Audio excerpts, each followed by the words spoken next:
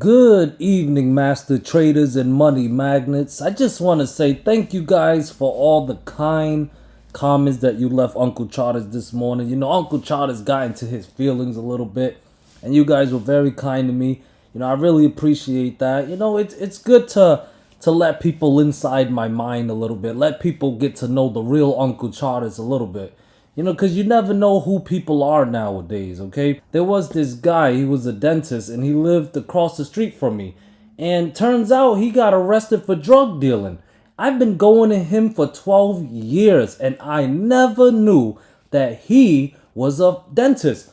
But anyways, the market decided to drop a little lower, okay? Dropped just a little bit lower. Actually, a lot lower, guys. After we got the gap down, yesterday, the SPY decided to drop and break down those support levels to the downside. Uncle Charters wrote right here in his Discord, okay? Now, this was at the 9:45 candle, okay? At this point, I was studying, watching the 15-minute candle.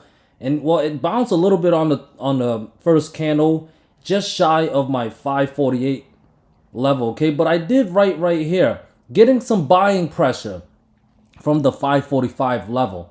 From here, no puts unless 545 fails, at least on the 15-minute chart, guys, to put 543.3 or lower in play. And guys, it was a beautiful drop because we broke down 545 on that 9:45 to 10 o'clock candle. I wrote to the group, 545 loss, putting 543.3 and 542 in play. SPY gave us a little bit more than that. It broke down 545, broke down 543.3-ish, and it smashed 542, smashed 540. At this one trade right here would have put you guys up. It would have been a great day if you caught it. However, SPY had a lot more blessings to give us because once it hit 540, it recaptured 542, recaptured 543.3, even treated 542 as a support after recapturing it. And just it cleared 545 right there. That's around the afternoon candle, 12:15 to 12:30 candle. And came just a few cents shy of my 546.5-ish level. But here's the beauty. That one false breakdown setup would have been a great trade setup, the trade idea. But SPY had a lot more blessings when it gave us a false breakout setup of the 545 candle. Okay, 545 candle. Uncle got all these arrows pointing at stuff, but you notice how we cleared 545 around 12:15 to 12:30 candle, but we broke it back down. 12:45 candle, we even retested 545 as a resistance after breaking it down, pushing SPY way lower to the downside. Look at that. Beautiful. False breakout of 545. Two breakdowns of 545 worked out well. The second one worked even better, pushing the SPY downwards. Guys, it's looking bearish. Overextended to the downside, though. But it's looking bearish. We did have that bear flag. Broke down the bear flag. Back tested the bear flag as resistant. Found selling pressure. And Donald Trump, he said what he said about the tariffs. He did what he did. And bam, pushed it right to the downside. Beautiful. If you're a bear, you should be happy. If you're a bull, you're probably going bald right now. But like I always say, wait for that false breakdown setup, you guys. Even intraday, while we're bearish, there's setups for bullish setups. You have to play it level to level or a couple of level to level moves. But you know, you can't be greedy because there's a lot of volatility. So there's moves to the upside, moves to the downside. You just got to be tactical, strategic about it. But right now, it's still looking bearish. We lost a lot more fib levels here. It's around 536 as of speaking, as of recording this.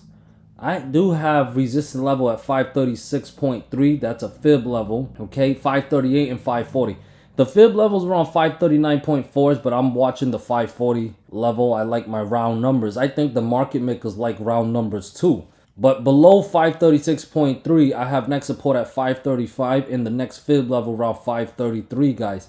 If 533 fails, I know we're overextended to the downside. I know the RSI is oversold, but you guys know the market maker is going to do what they want to do.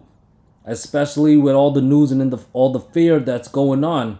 We're gonna need some type of positive catalyst, maybe something to work out with the tariffs, something positive to that can help this market, go bullish again. But right now, there's a lot of fear, and if we lose those support levels, 535 and 533, guys, 530, 528.6 or lower incoming. I have the 200% fib level all the way down around 523-ish. Could be a possibility. Fear is a strong emotion, all right?